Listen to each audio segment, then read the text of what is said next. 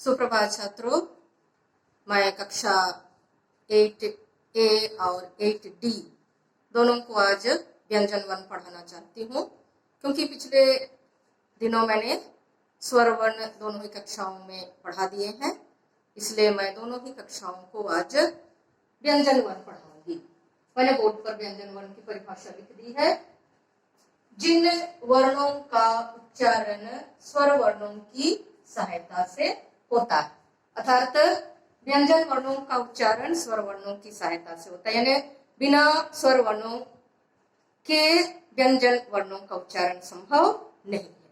तो दूसरी परिभाषा के तौर पर हम यह भी समझ सकते हैं कि जिन वर्णों का उच्चारण स्वतंत्र रूप से नहीं होता है, यानी स्वतंत्र रूप से नहीं होता है, इसका तात्पर्य है व्यंजन वर्णों का उच्चारण करने के लिए स्वर वर्णों की सहायता ली जाती है। स्पष्ट हो गया।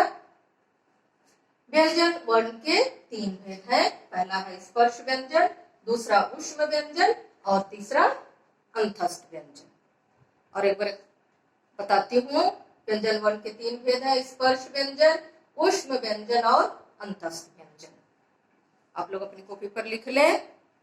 स्पर्श व्यंजन, स्पर्श का अर्थ होता है छूना, यानी जिन वर्णों का उच्चारण करते समय हमारी जीभ मुख के विभिन्न भागों का स्पर्श करती है। हमारे मुख में भिन्न भिन्न भाग है, कंठ है, तालु है, मूर्धा है, कई भाग हैं। तो स्पर्श व्यंजन का उच्चारण करते समय हमारी जीभ मुख के विभिन्न भागों को स्पर्श करेगी, यानी स्पर्श मतलब छुएगी। तो परिभाषा हो गई, जिन वर्णों का उच्चारण करते समय जीभ मुख के विभिन्न भागों का स्पर्श करती है या छूती है, उसे स्पर्श व्यंजन कहते हैं। स्पष्ट हो गया। स्पर्श का अर्थ होता है छूना, तो हमारी जो जीभ है वह हमारे मुख के विभिन्न भागों को स्पर्श करेगी। इसलिए परिभाषा है, जिन वर्णों का उच्चारण करते समय हमारी जीभ मुख के विभिन्न भागों का स्पर्श करती है, उसे स्पर्श व्यंजन कहते हैं। स्पर्श व्यंजन क से लेकर मा तक, यानी क से मा तक कितने हो गए? 25 व्यंजन। क च ट त प 5 वर्ग है। क च ट त प ये 5 वर्ग है, और इन पांचों वर्गों के अंतर्गत 25 वर्ण आते हैं। इन 25 वर्णों का उच्चारण मुख के विभिन्न भागों का स्पर्श करते हुए होता है, इसलिए स्पर्श व्यंजन कहा जाता है। स्पष्ट हो गया। अब आगे है ऊष्म व्यंजन। ऊष्म का अर्थ होता है गर्मी, यानी जब हम ऊष्म व्यंजनों का उच्चारण करते हैं तब गर्म हवा मुख से रगड़ खाती हुई निकलती है। क्या करती है हवा? मुख से रगड़ खाती हुई, यानी मुख के विभिन्न भागों में ऊष्मा पैदा करती हुई निकलती है। तो परिभाषा हो गई, जिन व्यंजनों का उच्चारण करते समय गर्म हवा मुख के विभिन्न भागों का स्पर्श करती है और स्पर्श करते हुए निकलती है, उसे कहा जाता है ऊष्म व्यंजन। और एक बार बता रही हूं, जिन व्यंजनों का उच्चारण करते समय गर्म हवा मुख के विभिन्न भागों का स्पर्श करते हुए निकलती है या रगड़ खाती हुई निकलती है, उसे ऊष्म व्यंजन कहते हैं। ऊष्म व्यंजन के अंतर्गत 4 वर्ण आते हैं। ऊष्म व्यंजन के अंतर्गत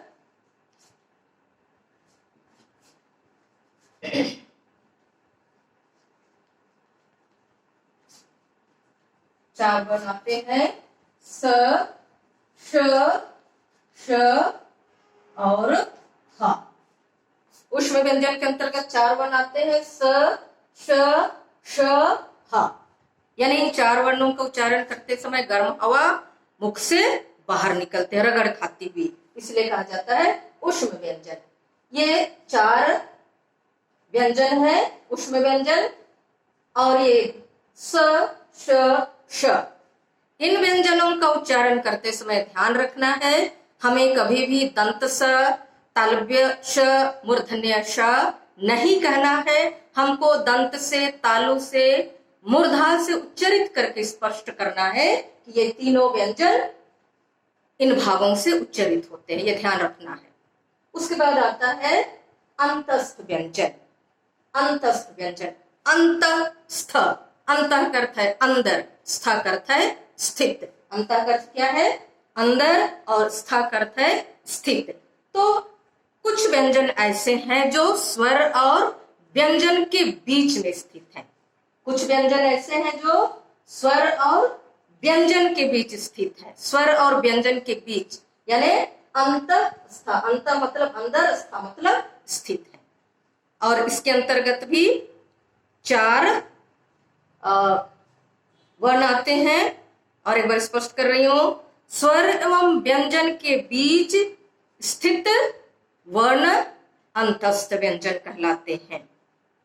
क्या है? अंतस्थ व्यंजन, स्वर और व्यंजन के बीच स्थित व्यंजन अंतस्थ व्यंजन कहलाते हैं। और इसके अंतर्गत आता है, अंतस्थ व्यंजन के अंतर्गत य, र, ल, व, ये 4 वर्ण अंतस्थ व्यंजन के अंतर्गत य, र, ल, व 4 व्यंजन है। स्पष्ट हो गया? उसके बाद हम आगे बढ़ेंगे। व्यंजन वर्ण के बाद हम संयुक्त व्यंजन पढ़ेंगे। संयुक्त व्यंजन,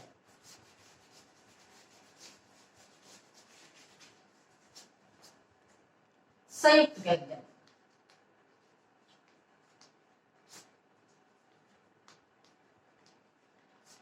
संयुक्त का अर्थ होता है जुड़ा हुआ।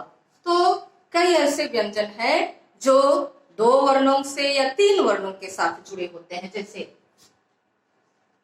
अक्ष, त्र, ज्ञ और श्र, ये 4 हैं संयुक्त व्यंजन।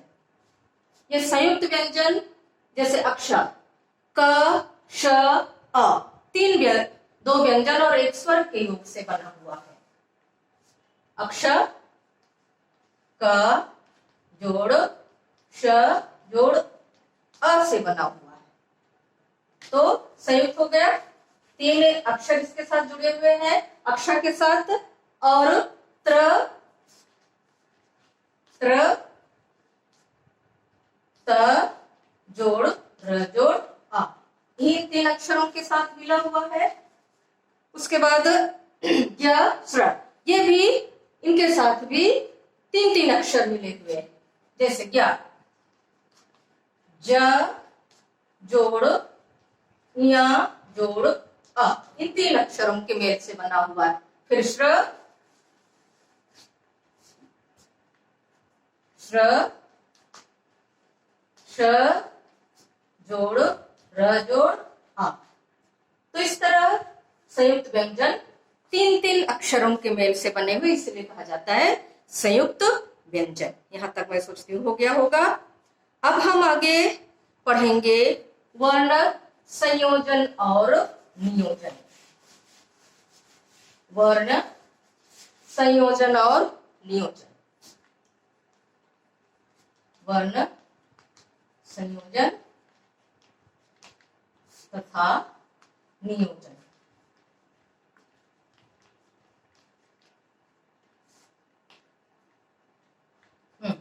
वर्ण संयोजन, वर्ण संयोजन यानी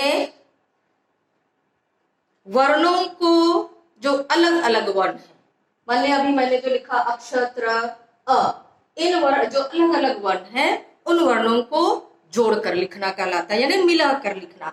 जो अलग अलग वर्ण है, जो वर्ण संयुक्त हैं, उन संयुक्त वर्णों को एक साथ संयुक्त करके लिखना, मिलाकर लिखना कहलाता है संयोजन। संयोजन का शाब्दिक अर्थ होता है जोड़ना, यानी मिलाना, यानी जितने भी अक्षर अलग अलग हैं उनको जोड़कर लिखना। उसके बाद नियोजन मतलब जो अक्षर है, जैसे मैंने इधर लिखा है स, श, श, प, ये जो अक्षर है इनको अलग अलग करके लिखना। और संयोजन, जोड़ना, नियोजन जो एक साथ लिखे हुए हैं उनको अलग अलग तोड़ना यानी अलग अलग करके लिखना। तो परिभाषा लिख ले, वर्णों वर्ण नियोजन, वर्णों को अलग अलग करके लिखना वर्ण नियोजन कहलाता है।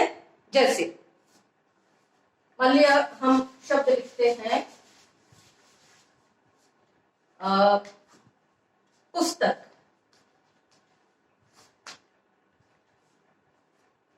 इसको हमको तोड़ना है। इस पुस्तक शब्द को के भिन्न भिन्न अक्षरों को हमें अलग करना है। तो प हलंत जोड़ उ जोड़ स हलंत जोड़ त हलंत जोड़ आ जोड़ का हलंत जोड़ आ। तो हमने पहले वर्णों को तोड़ा यानी वर्णों को अलग अलग लिखा, उसके बाद ये जो अलग अलग वर्ण है उसी को कहा जाता है नियोजन। और जो इन अक्षरों को जब हम संयुक्त करके लिखेंगे तो वही हो गया संयोजन या जोड़ना। आशा है विद्यार्थियों मेरे द्वारा जो कुछ भी व्यंजन वर्ण से संबंधित बातें पढ़ाई गई आप लोगों को समझ में आ गया होगा। मैंने नोट में वर्ण नियोजन और संयोजन लिख दिया है, साथ ही साथ वर्ण नियोजन से संबंधित कुछ प्रश्न दिए हैं। आप उसे अपनी कक्षा कार्य पुस्तिका यानी व्याकरण की जो भी पुस्तिका होगी उसमें कर लीजिएगा। धन्यवाद।